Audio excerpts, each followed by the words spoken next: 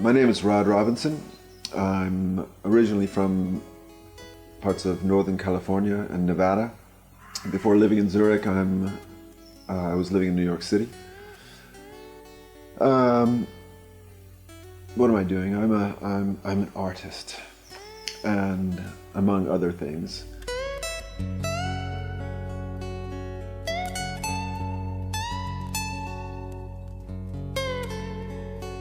What do I do? A little bit of everything. Printmaking, painting, sculpture. Sculpture, I work with concrete and plaster and wood and plastic and all sorts of material that's easily accessible, inexpensive, if not completely free. I enjoy working with essentially things that are considered trash and unimportant, things that you find everywhere. What can you do with nothing is something, my mode of operation.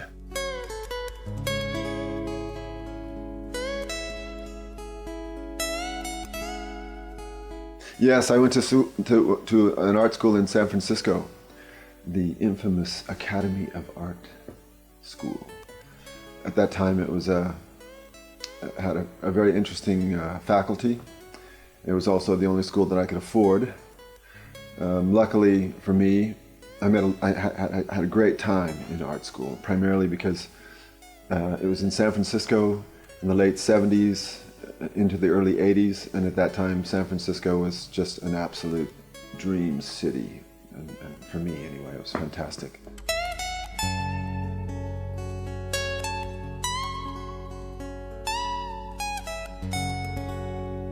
Luckily, my last year and a half of art school, I was living in a warehouse, 8th and Folsom. Some of you people would know this area. It was a warehouse, very desolate at the time, and I was able to paint there, and I was able to make, I think, tremendous progress artistically because I could work for hours at a time. Whereas in school, in the ateliers there, you had 2.5 hours or so painting time, every day, which wasn't very much really. But I could work for hours in my place, undisturbed, do what I wanted. And I think I got on to an attitude of working that continues today in a fundamental way.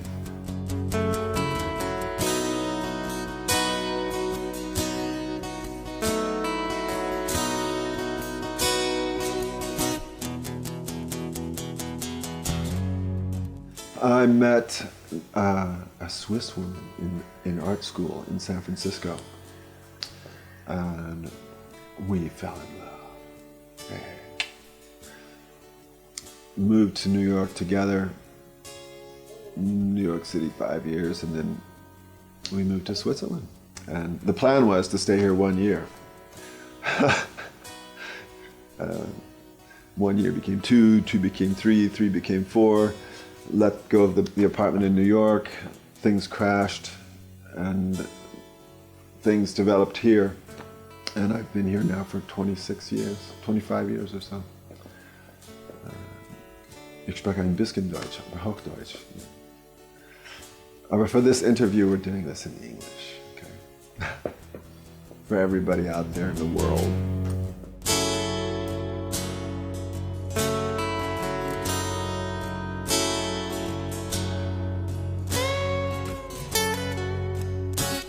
In the beginning, it was very interesting. I had some nice luck. I showed at Sec 52. It's a bookstore down on Josefstrasse. Rico Billiger runs this store. He used to show art in his bookstore. It was really cool. And then I got selected to go to the Bins 39 project up in Squall, and that was a wonderful experience too. From that, I got another show at another gallery. Sadly, Rico quit showing art, and the gallery that was showing me went broke.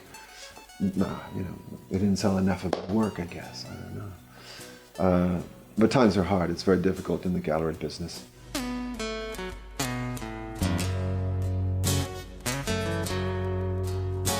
in the last few years here, I've met some people that are really interested in doing works and doing exhibitions in alternative spaces. And this was also something that I did in New York City and in San Francisco. And it's been going on for decades, this kind of thing. And it's a very, very good and healthy thing for artists to do. You can do, if you get the right space, you can do whatever you want. 2 years ago, I was involved in a show just on the edge of Erlikon where we were about 15 artists and we had a whole apartment building. I had 3 rooms all to myself, a living room, a bedroom, and a kitchen. And I had more space than anybody because somebody bailed out and I got the rooms next door to mine.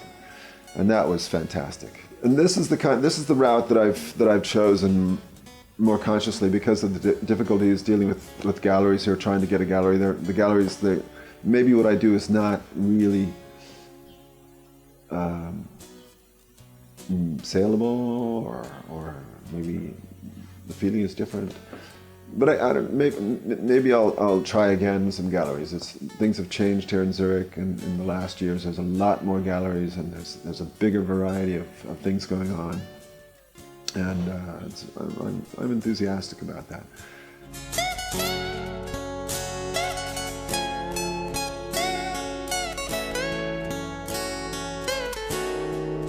See, because I'm a freelance model builder for advertising campaigns. My wife is a photo stylist, and I'm basically on call almost. I've got 2 kids, 17 and 20, beautiful kids, marvelous kids, difficult kids, like all kids. And my dog Lizzie, she's wonderful. She should be here with us. She's an entertainment endless. And working days. I wish I had more time to work on artwork, but you got to make money somehow, and I don't.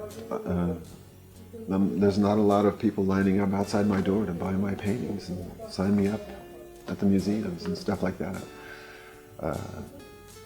But I work nights, late. I work when I go on holidays. I take my drawing books with me. I sculpt somewhere. I'll leave things there. As an artist, you work wherever you go. You think, you look, you note, you take notes, you make pictures, you make drawings, you collect things. I bring them back here. I put them into my stash. You'll see later, and they evolve over time.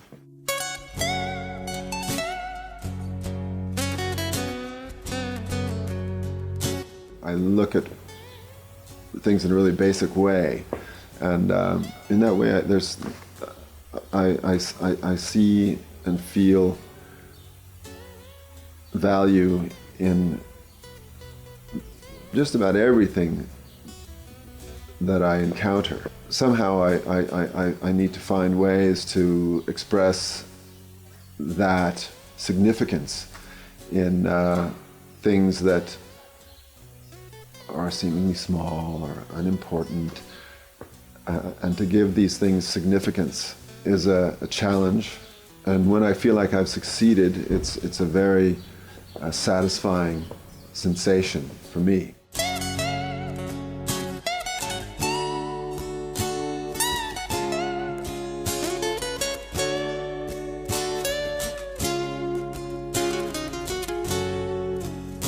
Working for me is probably the most gratifying, satisfying way of passing my time that I can imagine. To create, it's like it's the elixir of life itself. In fact, it gives you power, it gives you energy and enthusiasm and optimism. I forget time. I forget to eat. Even when it's cold. It's cold out here and I don't care. I'm moving all the time. People are looking at me like, are you out of your mind? But if you're moving and then you're involved in something that is making sense, that's all that matters.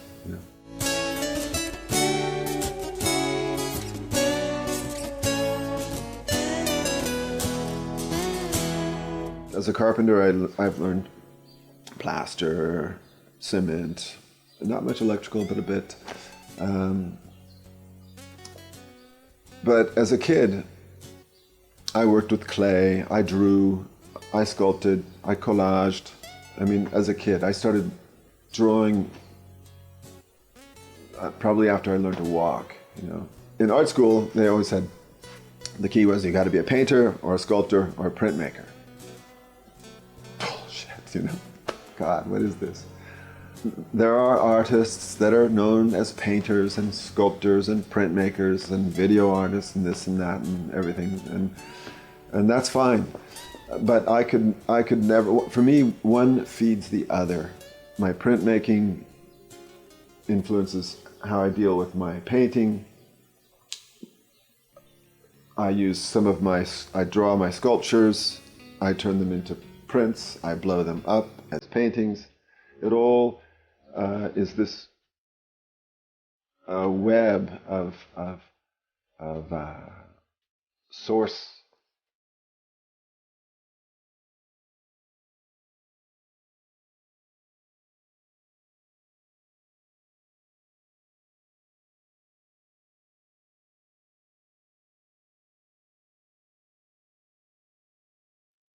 The books were a wonderful, simple kind of sensation. See, I'm really sick of all this, what I consider to be very mediocre, decorative art everywhere. And I made some pictures. They're not great. They're not knock you out. You know, they're just kind of good. But when I went ahead and what you do in the idea that you take your picture and fold it in half, you deny its worth, essentially. In a way, you're forcing it to become something other that you didn't really plan.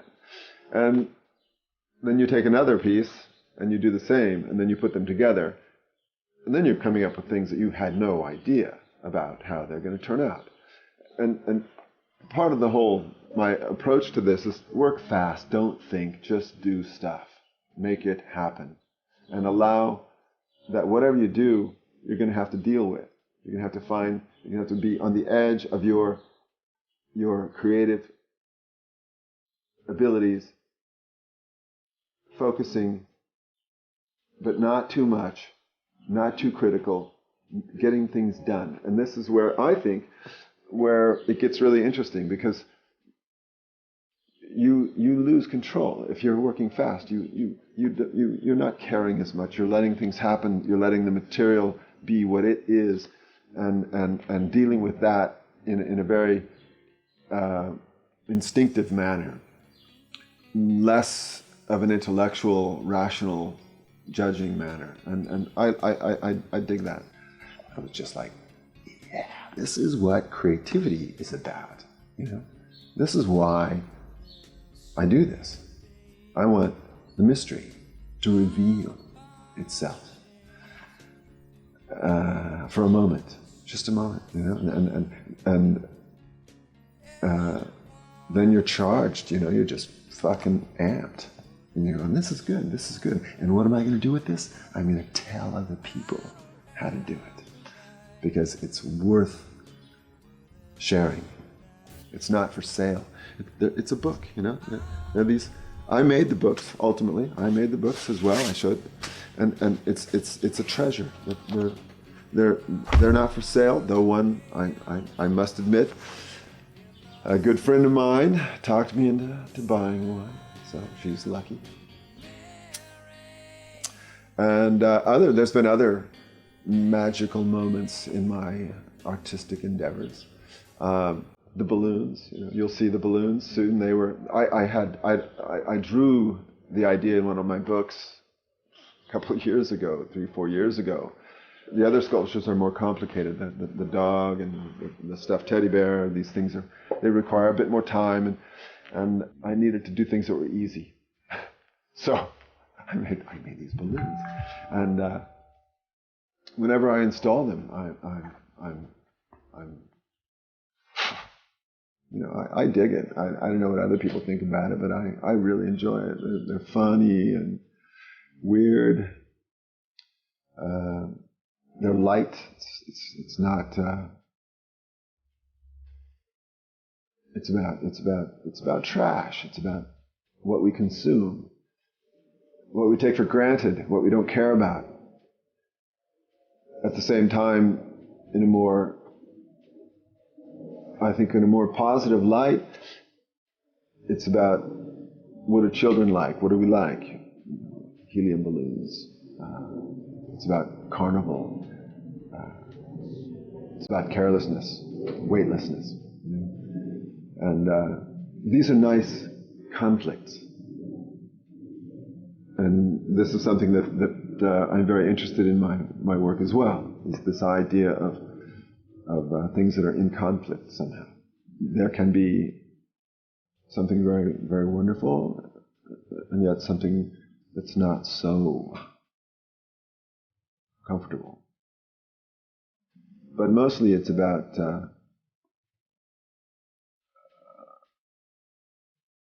optimism, positivity.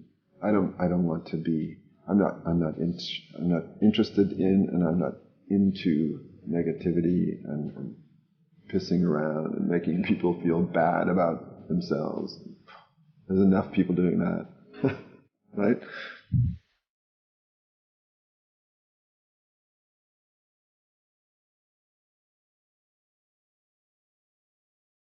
I think something that kind of irritates me sometimes is people's perception of what an artist is. People who don't do art have this very romantic idea of what an artist is. And I think, in fact, it has very little to do with what the majority of artists are about. I mean, I don't want to sound patronizing here, but if you're successful as an artist, then you can live this ideal life that everybody thinks an artist should live like, But the truth is, most artists can't live that way. They do other jobs. They struggle with doing their work. They struggle with themselves because it's this horrible tug of war between, art is in fact it's very much of a solo trip, and causes a lot of problems sometimes. What irks me sometimes is people have this idea that if you're not making money, if you're not able to live from your art, then you're not an artist. And this is complete crap. Art is not about money. It's where would we be if all the musicians and dancers who've created fabulous music, an artist, if they stopped in their 20s and early 30s because they weren't making any money,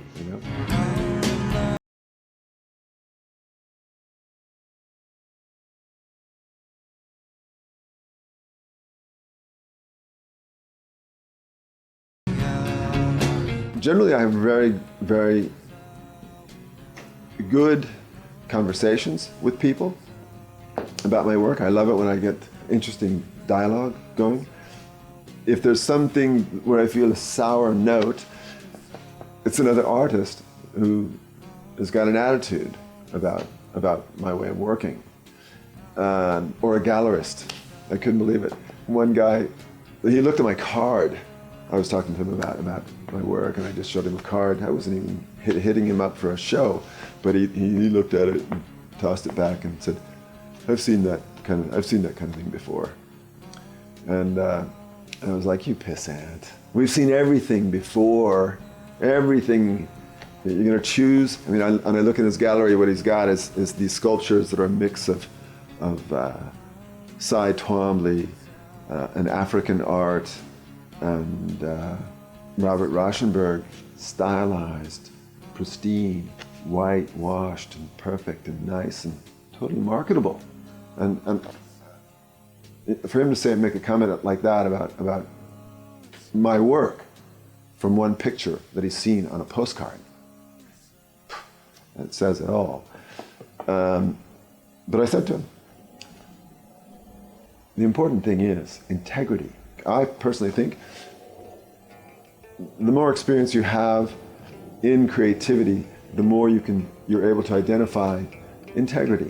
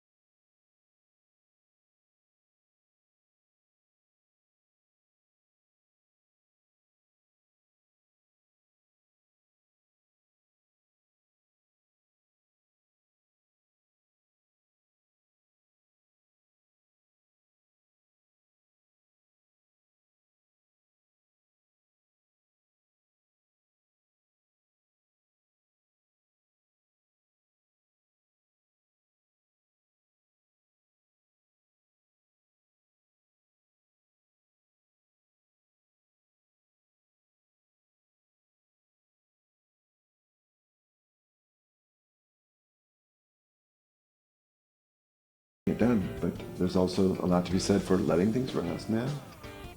You're going to come back and you're going to have new eyes, you're going to see it differently, and you might do something better. I can give you all kinds of examples.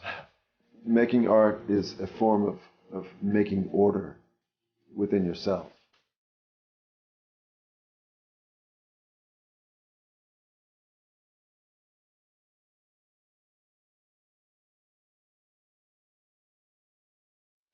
I have no big future plans. I've got enough around my ears to take me into the future, and I just try to keep things steady, stable, a bit of excitement, pay the bills,